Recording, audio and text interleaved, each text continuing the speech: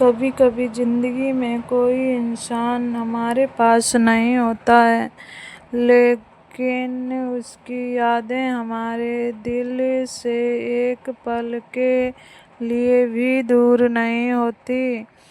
और शायद यही सच्चे प्रेम की पहचान है। सच्चा प्रेम भी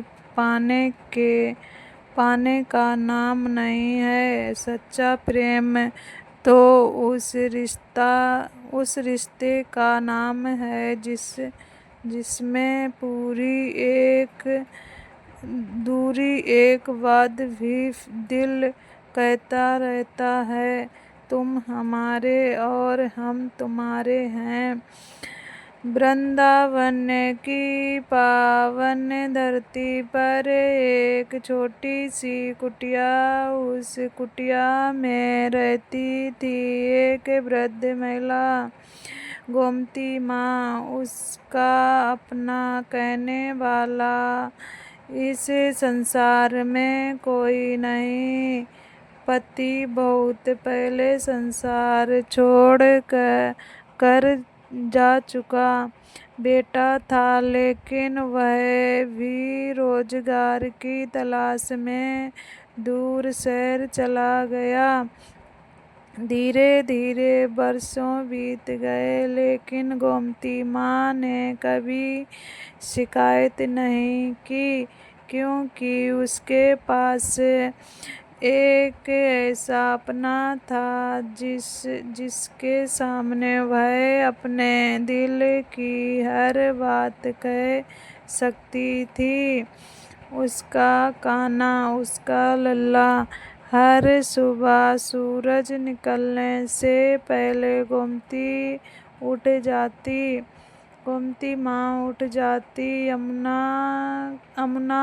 का जल लाती, फूल चुनती और फिर अपने छोटे से ठाकुर जी को स्नान कराती। उठाते लाला, वह मुस्कुराती कहती, बहुत बहुत सो लिया। देखो तुम्हारी मैया तुम्हारे लिए खाना लाई है। फिर वह ठाकुर जी को खाना खिलाती। कभी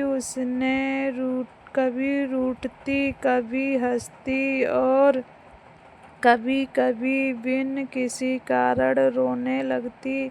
गांव के लोग उसे देखकर कहते, माँ तुम इस मूर्ति से इतनी बातें क्यों करती हो?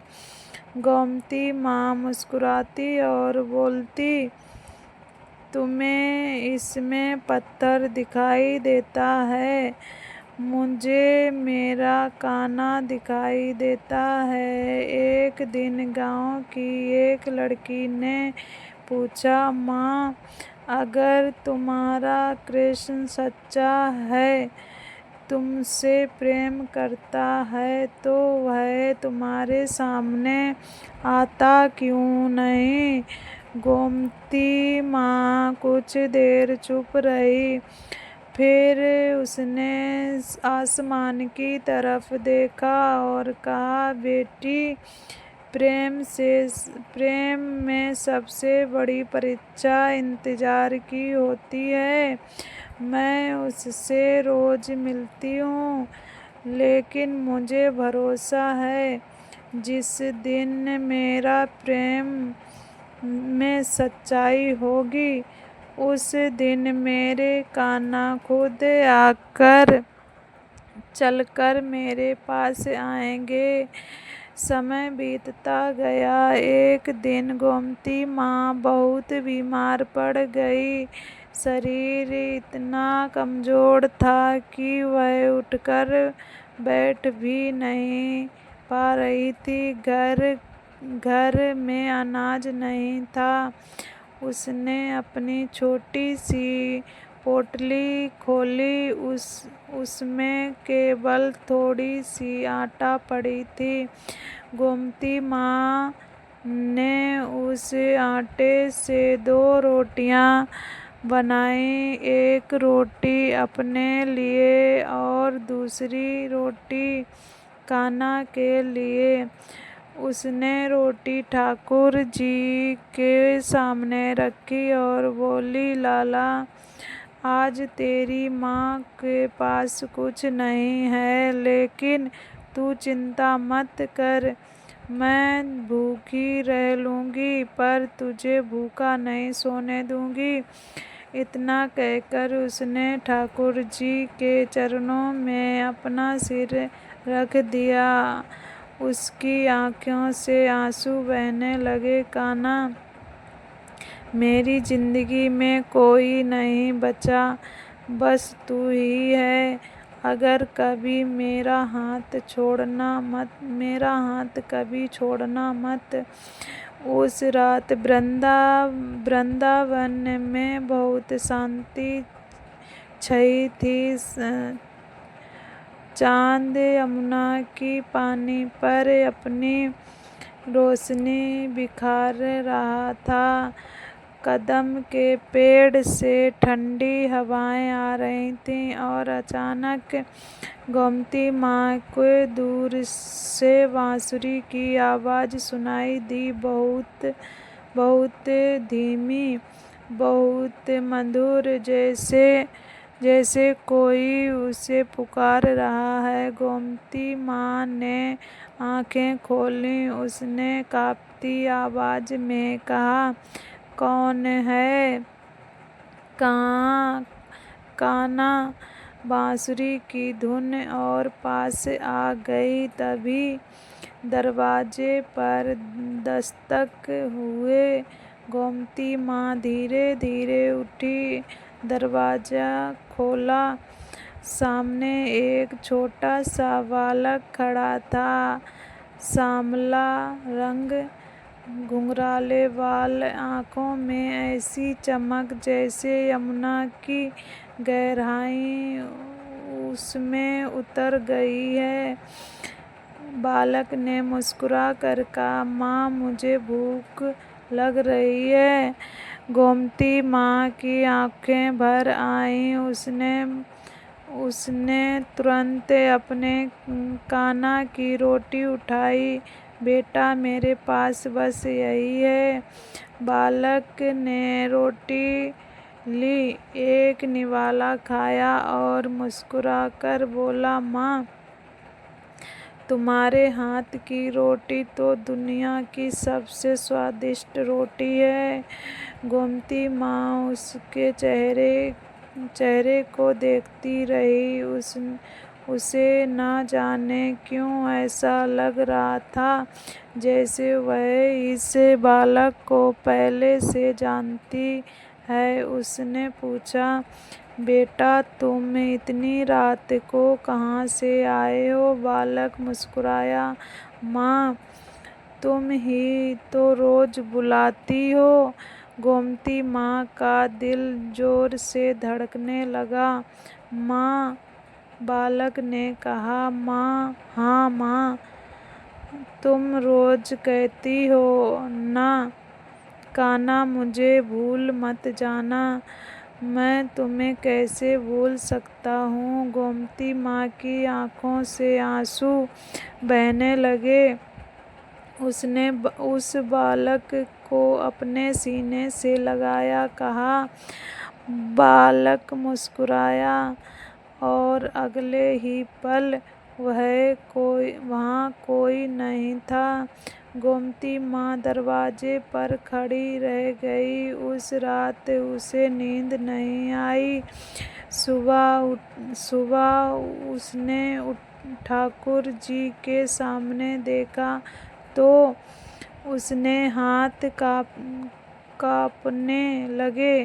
ठाकुर जी के ओंठ पर रोटी के छोटे छोटे टुकड़े और उनके चरणों के पास एक छोटी सी मोर पंख की पंखुड़ियाँ पड़ी थी। गोमती माँ फूट फूट कर रो पड़ी। मेरे कान्हा आया था, मेरा लल्ला आया था।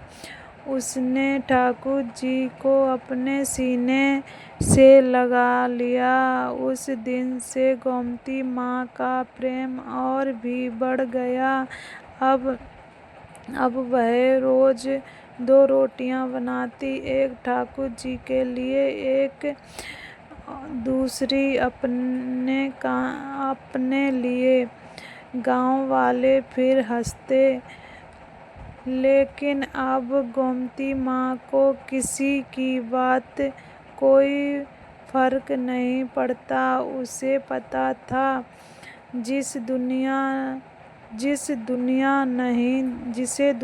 नहीं देख सकती, उसे उसका दिल देख रहा है। लेकिन प्रेम की कहानी में विरह भी आता है। कुछ दिनों बाद गोमती माँ का बेटा वापस गांव आया। बरसों बाद माँ बेटा का मिलन हुआ।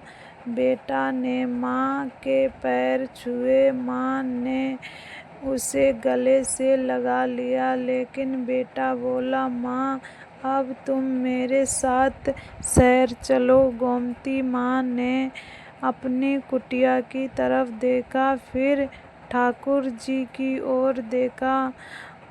उसकी आंखों में आंसू आ गया। बेटा, मैं तुम्हारे साथ चल सकती हूँ, लेकिन मेरे कान्हा यहाँ है, मैं उसे छोड़कर कैसे जाऊँ?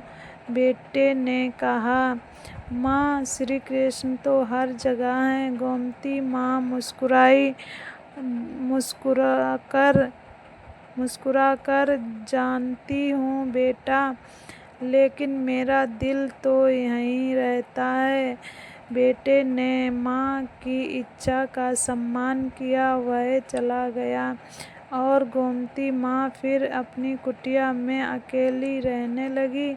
लेकिन इस बार वह अकेली नहीं थी। उसके साथ उसका प्रेम था, उसकी भक्ति थी और उसका कान्हा था, उसका लल्ला था। समय बीतता गया। एक दिन गोमती माँ की हालत बहुत खराब हो गई। उसे महसूस हो गया कि अब उसका समय पूरा होने वाला है। उसने ठाकुर जी को अपने पास रख धीरे से बोली, कान्हा, अब मैं थक गई हूँ। आंखों से आंसू बहने लगे। मैंने जिंदगी में कुछ नहीं मांगा, ना धन, ना महल, ना सुख, बस एक इच्छा है। वह थोड़ी देर रुकी, फिर बोली, जब मैं इस संसार से जाऊं तो मुझे अकेला मत छोड़ना। उस रात उसने 2 रोटियां बनाई, एक ठाकुर जी के लिए, दूसरी अपने कान्हा के लिए। फिर वह ठाकुर जी के सामने लेट गई, आंखें बंद कर लीं और बहुत धीमी आवाज में बोली, कान्हा, अगर मेरा प्रेम सच्चा है तो आज मुझे अपने पास बुला लो। रात गहरी हो गई। फिर एक बार फिर वही बांसुरी बजने लगी। गोमती माँ ने आंखें खोली। उसने सामने वही दृश्य बालक खड़ा देखा था, हाथ में बांसुरी।